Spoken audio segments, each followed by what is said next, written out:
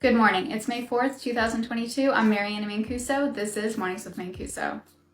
The Ohio primary results are in. Yesterday, J.D. Vance won the Republican primary for U.S. Senate and will face off against Tim Ryan in the general election for U.S. Senate. Also looking at Ohio, Governor Mike DeWine won his primary without Trump's endorsement and will now go on to the general election. Now, it's interesting to note here because a lot of people were wondering if Trump would be a kingmaker in the U.S. Senate race, and well, a lot of people are saying yes, he did in fact do it because J.D. Vance is now the general election contender on the Republican ticket, beating out Josh Mandel, who did not have Trump's endorsement. However, let's look a little bit deeper.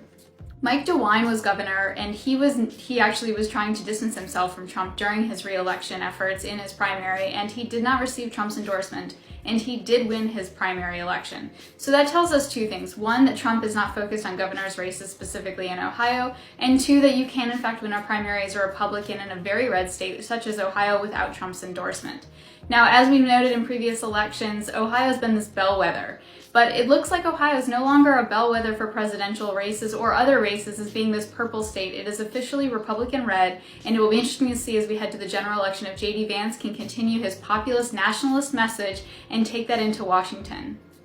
Monday night's leak of Justice Alito's draft opinion on Roe v. Wade decision in fact sparked multiple protests across the country, and Chief Justice Roberts said that he was going to call for an investigation to get to the bottom of who leaked the opinion. So as Republicans are looking for investigations, Democrats are actually looking at the ruling and trying to push back on this. President Biden did say that this was a radical response and that he hoped that in fact this was not going to be the end ruling. Bernie Sanders came out and said that we had to pass legislation in the Senate to go ahead and codify abortion into law.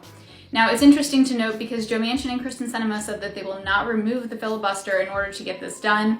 Bernie Sanders is saying we have to. It is yet to be determined what's going to happen, guys. This is just a draft opinion. We do not have a ruling. We will not have one for the next 2 months. Nevertheless, let's stay vigilant and elect people who will protect women and their rights. On Tuesday, former Governor of Maryland Larry Hogan spoke at the Reagan Library as part of its Time for Choosing series. Hogan presented what he sees as the GOP's best path forward. If I'm being honest, his speech sounded a lot like a guy teeing up some messaging because he may be running in 2024 for president. As always, be great, nothing else pays. I'm Mary Anna Mancuso. This is Mornings with Mancuso.